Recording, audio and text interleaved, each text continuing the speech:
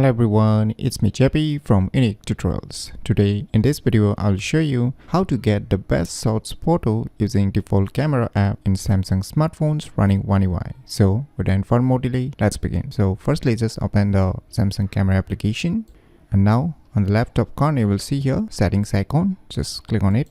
Now you will see here one option written shot suggestions, so you need to enable it.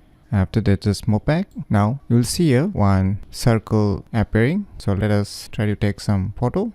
So now you can see here it's showing the best shots position, so you can see here.